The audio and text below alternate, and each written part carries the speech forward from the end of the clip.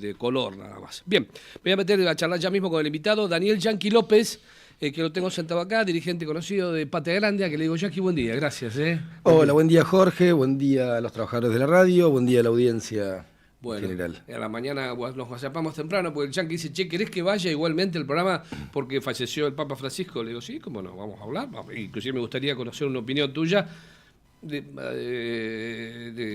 legado que te queda, si que algo queda en la cabeza de cada persona, de Francisco, que le quiero contar a los poquitos que nos escuchan, insisto, me da lejano a las tradiciones vaticanas, y era mucho más cercano a las cuestiones del nuevo mundo, de la nueva época, más nos invitaba a hacer lío, los más jóvenes y demás. Bueno, alguna pequeña reflexión del tema, si querés, te la escuchamos con atención. Yanqui, a ver, dale, a ver. Bueno, a ver,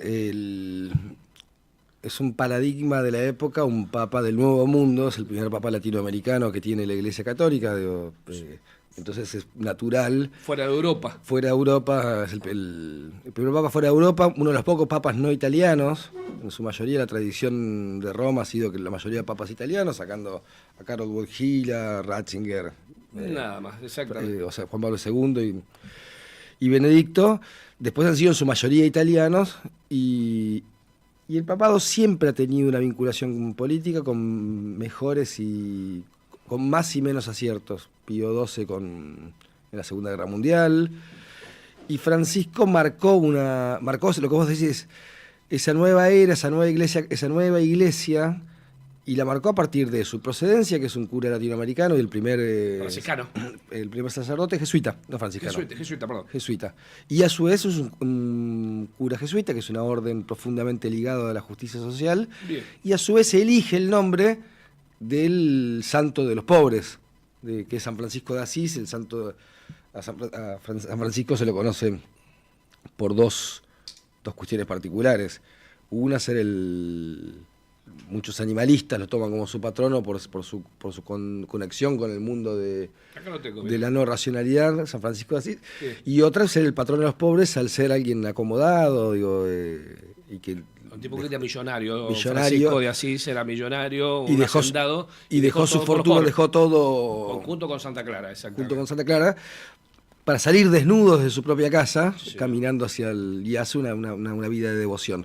Bueno, Francisco, también una de las cuestiones, nuestro Francisco contemporáneo, que no dudo en que seguramente dentro de poco será beatificado, también entendió cuál es el rol nuevo de la Iglesia y cuáles los nuevos desafíos que atravesaba la Iglesia, no solamente con los avances tecnológicos, sino con el avance de la ciencia por sobre la fe. Bien. Y que es algo muy difícil de manejar.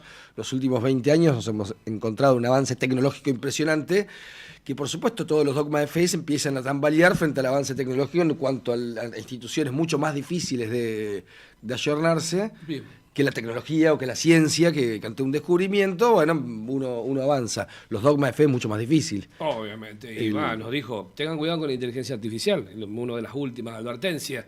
Manejándola con la inteligencia ayuda a la salud, a muchas cosas, pero también puede producir alguna otra cosa. Él siempre advertía, ¿no? Pero advirtió en una homilia en Ecuador acerca de lo que significaba el consumo desmedido y sí. Y un mundo que iba avanzando no solamente hacia un capitalismo, sino hacia un nivel de consumo muy fuerte y donde la felicidad solamente pasaba por tus niveles de consumo y no por tus cuestiones espirituales o familiares o de querer. Él, casi 10 años de eso que dijo, hoy está muy de moda la palabra procrastinación, un montón de conceptos de la salud mental, que el Papa Francisco lo dijo hace 10 años que era lo que se venía y hoy lo estamos sufriendo y padeciendo, sobre todo a partir de la pandemia. Bien. Entonces, bueno, es un adelantado, es un tipo que intentó... yo siempre lo definí, sobre todo en sus cuestiones de liderazgo, porque recordemos, en el 2013 llega al papado casi... No digo de casualidad porque esas cosas nunca pasan. Ratzinger que dice que renuncia y... Ratzinger que denuncia, hay un cónclave donde no estaba muy definido quién era, sí seguramente lo que todo el mundo decía, que Francisco no tenía oportunidad. Y la tuvo. Y la tuvo. Yo digo, no es de casualidad por dos cuestiones. Porque sería faltarle el respeto a la gente de fe, en el cual en realidad nunca es casualidad la unción de un papa, sino que es el designio del Espíritu Santo sobre el cardenal que tiene que ocuparlo. Bien. Entonces jamás le faltaría el respeto a la gente con profunda fe que considera eso y que lo ve como real y que así será porque es lo que dice. Bien. Y tampoco es también le falta el respeto a la inteligencia de un papa que ha sido de los más revolucionarios de los últimos tiempos que lo podemos ver. En la primera salida del Papa que se da en un viaje internacional a Brasil, donde se da un baño de multitud, ¿no? En una jornada mundial de la juventud. Lo quiero contar esto porque fue el primero. En el regreso a Roma, le dan una pregunta arriba del avión. Dice, si una persona es gay, busca a Dios y tiene buena voluntad, ¿quién soy yo para juzgarla? Estaban todos los periodistas arriba, casi se desmayan. Absolutamente. Pero estamos hablando de alguien que era picante, ¿no? Con fotos picantes, fotos picantes y con llamados de atención, gastando plata en el gas pimienta, ¿no? Bueno, con el presidente de la Nación, que el presidente de la Nación decía que era comunista, cuando estaba en campaña, después aflojó. Hoy cuando veía el posteo en X que había saludado, le digo, qué gran hipócrita que somos, Perdón, pero llegó a decirle que era el representante del diablo en la tierra. Del diablo en la tierra, ¿viste? Digo, una cuestión hablando de... Te echó el culo para atrás. Digo, cuando hablo esto de las casualidades y hablo de las cuestiones de fe, también es una falta de respeto a 4.000 millones de católicos y a la cantidad de católicos que viven en Argentina, que son devotos de iglesia. Yo tengo una formación católica bastante fuerte. Bien. No soy practicante, digo, pues yo fui scout de la Unión Scout Católicos Argentina. Tuve como capellán a Francis Kennedy, que era un cura irlandés que estaba en la iglesia de Quequén, en la parroquia Nuestra Señora de la Merced. Lo tuve también de capellán al padre Enrique, el Chiru, el querido Chiru, que después luego abandonó los hábitos, a José Luis Puñal, cuando ni bien llegó a Necochea. Digo, ahí tengo una formación católica, más allá que no sea practicante, y eso, y también por una cuestión de humanidad, digo, de esto, yo hice un posteo acerca de que estamos viviendo un mundo cruel, un mundo deshumanizado. Nosotros necesitamos empatizar. Yo hoy, más allá de las cuestiones geopolíticas, de lo que significa el Papa, hoy tenemos que estar acompañando a todo nuestro pueblo que sufre la ausencia de un líder espiritual que es muy fuerte. Lo sientas o no lo sientas como líder espiritual. Bien. Digo, pero hay que tener esa empatía y esa humanización con aquella persona que sí, que se le fue, que hoy en día ha perdido su guía, por lo menos hasta el nuevo conclave, y que sea reemplazado el vicario de Dios en Argentina. Yo necesito tener una empatía con esa persona que sufre profundamente esa ausencia en este momento. Como la sufrimos todos, pero más allá de la geopolítica, el sufrimiento personal de cada persona, de cada habitante, de cada individuo, que considera que su vida está regida por el mandato divino y su vicario en la tierra. Y la justicia social ahí dando vuelta, caminando, ¿no? También mirando, obviamente, si Jesús en la cruz fallece en estos días de Semana Santa, por todos nosotros los pecadores, recibiendo a todo el mundo, María Magdalena, una prostituta, todo. Algunos criticaban a Francisco, que recibía en Roma a todo el mundo, recibía a todos los que pedían obviamente una audiencia. Incluso a sus detractores con el presidente Milei. Exactamente. Incluso, entre otros. Tuvo una charla 1 hora cerrada. Entre otros lo recibe a pesar de todo lo que dijo eso. Y seguramente capaz que decidió perdonarlo por lo que dijo. Como corresponde y como tiene que ser. Eso es el mundo, cuando nosotros hablamos de un mundo bipolar, digo, el mundo bipolar, yo, en mi humilde percepción, se tiene que basar entre quienes fomentan la crueldad y quienes fomentan el humanismo. Y el amor. Nosotros tenemos un mundo que hay un fomento de la crueldad, digo, no lo podemos negar. No hay una negación de eso. Hay un mundo que fomenta la crueldad, que fomenta lo malo, que hay por la acumulación excesiva de capital o de bienes, de riqueza, de poder, de como le quiera llamar, le importa 3 cornos el sufrimiento ajeno de miles y miles de personas. Digo, millones. Quizás eso estuvo siempre. Sí. Quizás hoy lo vemos por los avances tecnológicos que nos hacen que nos desnudemos mucho más como sociedad y lo que somos. Pero también del otro lado hubo gente que prefirió la humanización, el amor y el sacrificio personal desde Cristo hasta este hombre. Exactamente. Digo, nosotros, y en ese mundo bipolar hay que ubicarse a un lado. Yo prefiero ubicarme del lado humano de la vida, con errores, con incluso... Pecados. Pecadores somos pecadores. Laicos pecadores somos, señor. Estaba por decir eso. Con pecados, con todo, pero siempre en la búsqueda de la redención, que es a través del amor y y mirar al otro. Y la humanidad. Y la humanidad, mirar al otro, tener un sentido humano. La empatía por el otro. Por el otro, ¿no? Digo, eso es lo que nos hace levantar, eso es lo que a mí, por lo menos en lo personal, todos los días, a pesar de no tener grandes problemas económicos, de no estar ni salvado, ni con grandes problemas económicos, pero... Ni ser ambicioso. Ni ser ambicioso, pero todos los días... Un plato de comida. Un plato, digo, no, y no solamente eso, todos los días pensar en recién dije que yo tenía formación Scout. Bien. El lema que yo viví desde chicos, desde los 4 o 5 años hasta los 21, fue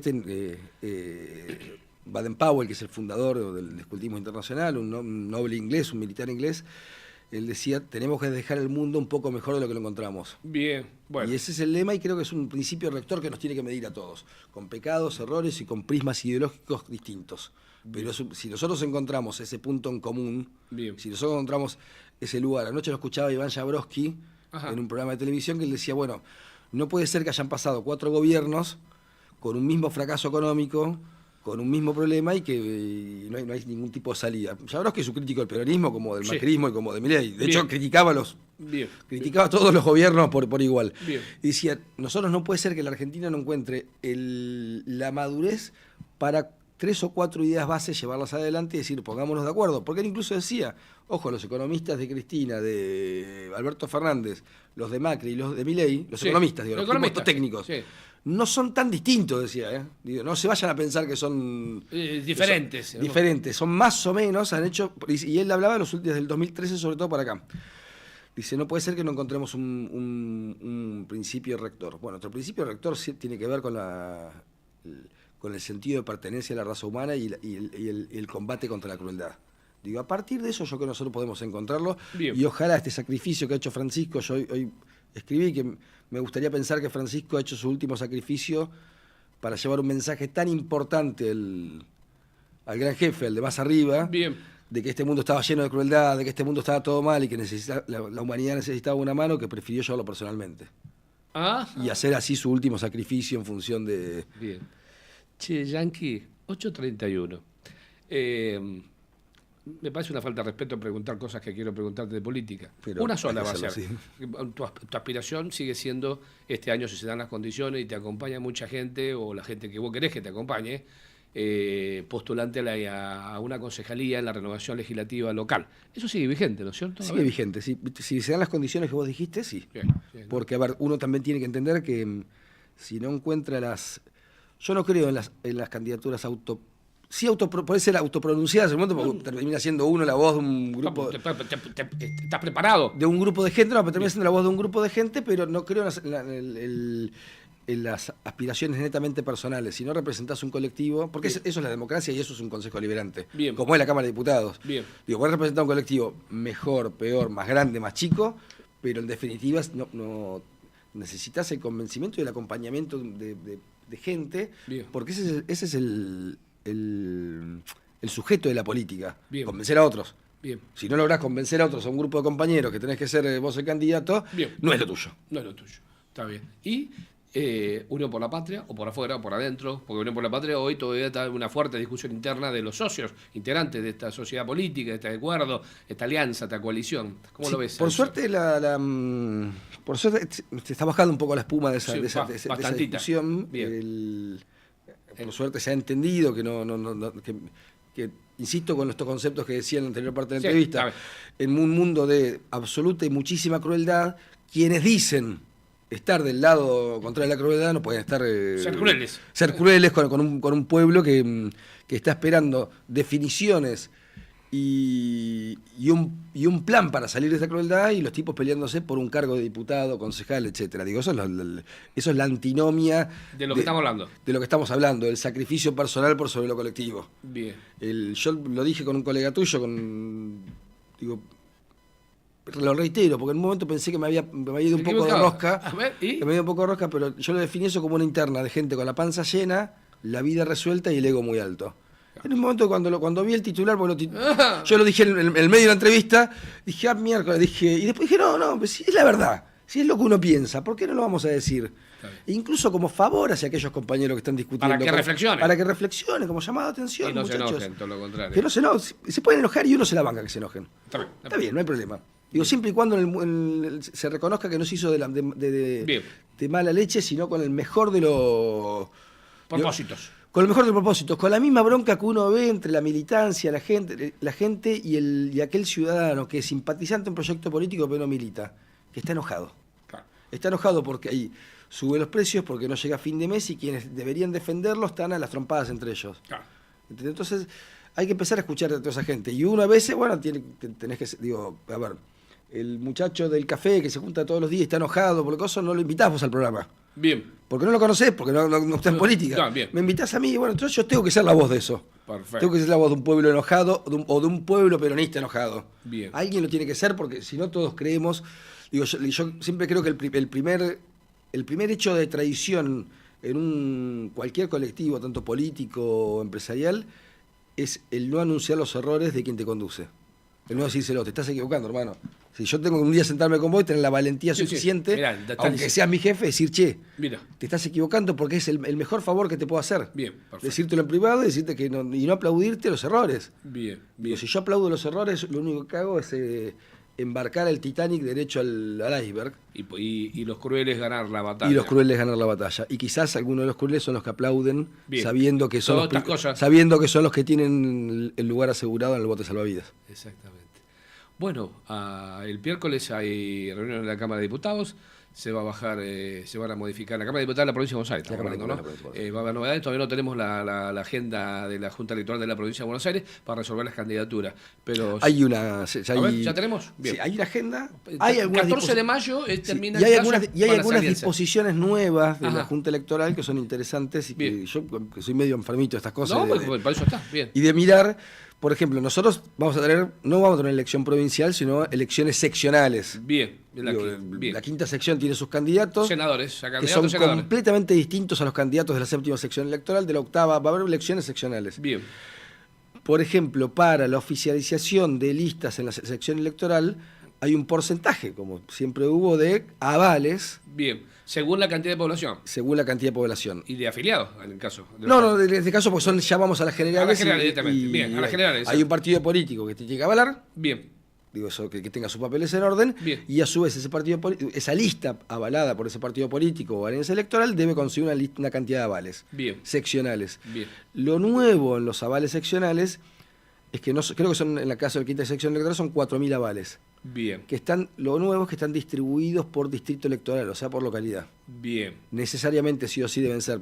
Acá en Necochea, por ejemplo. Tiro un número ficticio, digo, no tengo el número. Detalle. Me lo podría haber anotado, pero no lo hice. Dale. 500 de Mar del Plata, bien. 200 de Necochea, 200 de Tandil, 40 de Lobería, pero cada localidad tiene un mínimo de avales obligatorios. Bien. Entonces, ¿qué pasa? Partidos por ahí pequeños que no tienen representación en los 27 distritos de la sección electoral, bien, va a ser muy complicado que armen una lista electoral. Ah, mira. Porque digo, vos tenés el radicalismo que tiene un comité en cada... Sí, o el peronismo. O el peronismo que tiene un lugar, bien, pero partidos con no sé, la Libertad Avanza, no sé cuánta gente tiene en Maipú.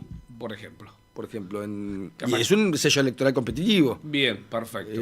Bueno, eso se tiene. El 14 de mayo se tiene que presentar las alianzas. El partido A más B más C se va a presentar. Exacto. Pero el partido A más B más C tiene que cumplir primero con esos requisitos también. Después de la presentación de listas. En la presentación. Cuando se presenta la lista de candidatos. Porque por ahí lo que le falta a C lo tiene A. Por allí. Exacto, bueno, ahí es cuando también las famosas acuerdos. Los famosos acuerdos. Pero ahí el 14 se tiene que presentar de mayo, sí, las alianzas. Y las candidaturas, un mes después calculamos. Vos tenés que tener un paisano en cada pueblo. Exactamente. Para poder presentarte. Exacto. Digo, no sirven esas representaciones, porque por ahí pasaba.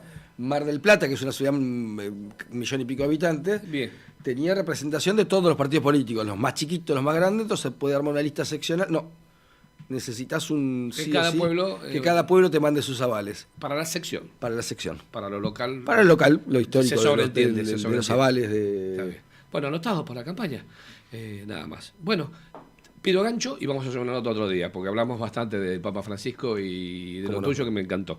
Che, Yankee, estamos siguiendo después. Pasame el detallito de la Junta Electoral Que no lo tenía, la verdad no lo tenía, porque Te el lo fin de paso. semana que me he leído, ¿sabés que vi en Netflix Cónclave? Una película que recomiendo, que va a tener plena actualidad en Netflix, que la van a ver, con Ralph Fiennes, fallece un papa, y cómo es toda la rosca interna para designar, cosa que va a empezar seguramente a consumir a partir de esto que ha pasado con el Papa Francisco, que está lentamente viajando hacia el cielo, llevando el legado de... Lo que ha visto mientras estuvo en vida aquí terrenal. Exactamente, es así, ¿no? Así es. Bueno, saluda a tu hijo, querido, que lo hemos visto chivear por ahí en algún lado, ¿no? ¿Dónde lo En la vio? República de los Niños. Yo En la digo, Repu- ¿ya estaba en Disney? ¿Y este? No, esta es la República de los Niños. En la República de los Niños. Hemos ido. Yo Exactamente. me estudié varios años en La Plata, tengo parte de mi familia en La Plata y tengo amigos y compañeros de Está militancia. muy así bien, que muy bien, muy bien. hice un viaje por un asado para encontrarme con amigos De allá. platenses. Entonces, bueno, fui con mi familia Bien. 2 días y aproveché para que conozca la República de los Niños, que está maravillosa. Está maravillosa, ¿no? Se lo recomiendo a todo el mundo, está maravillosa. Sí, Yankee, gracias por haber venido. No, gracias a Ampliaremos ustedes. este tema. Otro día hacemos otra nota en otro contexto también, ya cuando tengamos detalles de alguien que va a ser candidato, si se dan las condiciones, a concejal aquí en Necochea. Un placer verte, gracias. El placer es mío. A lo despedimos a Yankee López, integrante de Patria Grande, una corriente, una de las tantas que tiene Unión por la Patria.